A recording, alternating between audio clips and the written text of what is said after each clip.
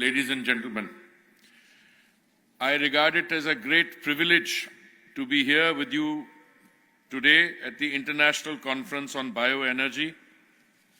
This is a unique platform that aims to and has unleashed the bioenergy potential of India. Bioenergy has gained much prominence in recent years, not only as a promising alternative energy source in India to reduce the country's dependence on fossil fuels, but also an avenue of income generation for our rural communities. Through bioenergy, the Modi government aims to reduce import dependency, save foreign exchange, promote circular economy, and transition to a cleaner, self-reliant energy future. Specifically, we are prioritizing ethanol blending, biodiesel blending, compressed biogas, sustainable aviation fuels, biomass in pellets and briquettes, biohydrogen and waste-to-energy solutions. India's energy blending program has been clearly a major success.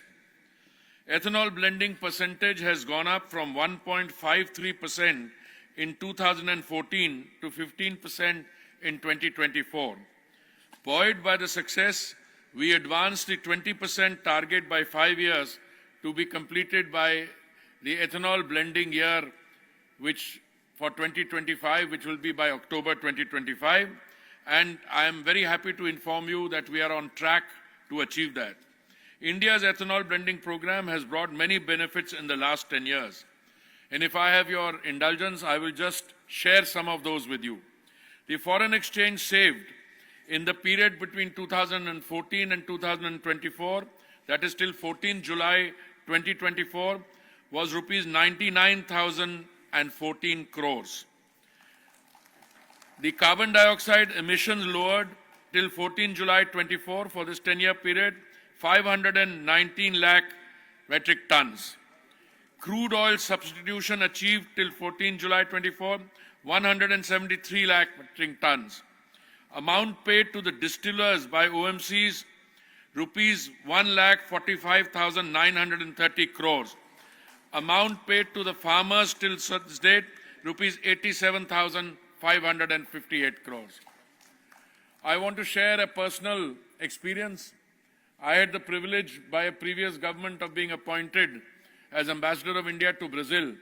When I went there in 2006, January, the aim of the central government in Delhi was to achieve 5% blending in petrol through the manufacture of ethanol from sugar in only 10 of our states and union territories. I must tell you that with all the efforts that were made, we could not achieve that 5% blending.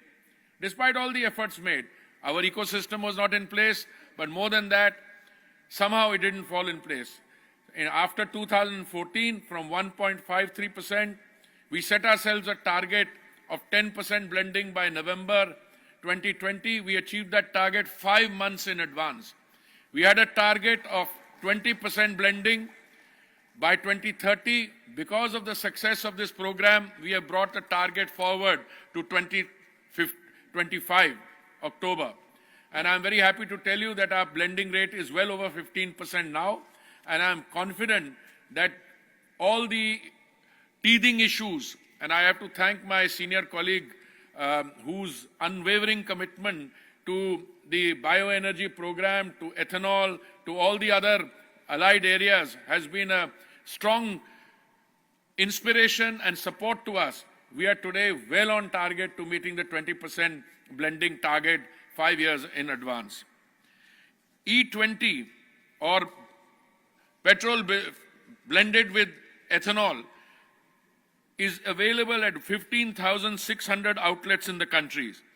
The Pradhan Mantri Jeevan Yojana initiative is providing financial incentives to support advanced biofuels projects with viability gap funding crucial for developing a sustainable ethanol production ecosystem.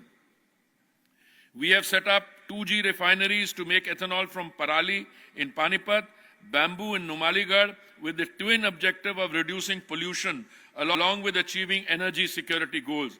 These initiatives are also empowering the transformation of our farmers from Annadatas to Urjadatas. With the strong resolve to achieve ethanol blending targets, government provided an additional incentive of rupees 9.72 per litre for ethanol supplies from maize, rupees 8.46 per litre from damaged rice during August 23, and rupees 6.87 litres from sea-heavy molasses during December 2023. The results are visible as contribution from maize has increased from 36% ESY 23, it has increased to 36% in 23-24 from 0% in 21-22. A rise with 30%, over 30% in 1 year is really a remarkable story, and I have many people to thank for that. With a proactive measure to ramp up the ethanol sector, government has resumed the supply of FCI rice to ethanol distilleries, allowing them to purchase up to 23 lakh tons through e-auctions from August 24 to October 24. Additionally, in an attempt to raise ethanol production, sugarcane juice and syrup supply to distilleries will also commence from ESY 24-25, that is in November 24. Use of multiple feedstock for ethanol production will ensure feedstock security, thereby not putting any stress on the availability of any single feedstock. The continued policy of the government in providing price stability and remunerative prices for ethanol suppliers has helped in reducing the pending areas of sugarcane farmers' dependency on crude oil imports and helped in savings in foreign exchange and bring benefits to the environment. The government is committed to advancing alternative fuels such as ethanol for future automobiles. I am pleased to share that after requests from my senior colleague and our inspiration, Shri Gadkari ji, oil marketing companies have launched E100 fuel at over 400 retail outlets across the country. The government is actively contributing with the automobile industry to develop vehicles compatible with ethanol. I would like to take this opportunity to utilize this public forum to request Shri Gadkari ji to leverage his ministry's persuasion to motivate automobile companies to produce E100 compatible vehicles. And I'm sure those same manufacturers who are supplying E80, 85 vehicles in Japan would also look forward to supplying them in India and manufacturing them in India. I have encountered, and I must here speak from the heart, some misconceptions regarding the blending of ethanol with diesel, which are unfounded. In fact, blending ethanol improves engine performance by reducing knocking. Ethanol raises the octane number of fuel, helps to prevent pre-ignition knock. When ethanol is directly injected into the combustion chamber, ethanol further suppresses knocking by allowing for more advanced spark timing and increased boost. Countries like Brazil have successfully used up to 60 to 70% ethanol in their vehicles without any significant issues. The government is making every effort to scale up E20 production. During this transition, support is also being provided to facilitate the use of transition fuels in older vehicles. I would like to commend the automobile industry for not only manufacturing new vehicles that are compliant with E20 fuel, but also for their efforts in developing retrofit kits for older vehicles. These kits can be easily installed during regular servicing whenever the engine functionality is reported. This collaborative effort between the government and the automobile sector represents a significant advancement in India's missions to increase the adoption of biofuels. Biofuels are vital in reducing our reliance on fossil fuels and lowering emissions, paving the way for a cleaner and more sustainable future for our nation. During the Indian presidency of the G20, the Global Biofuels Alliance was established. It is a collaborative platform that will facilitate knowledge sharing, technology development and adaptation, policy learning and market development.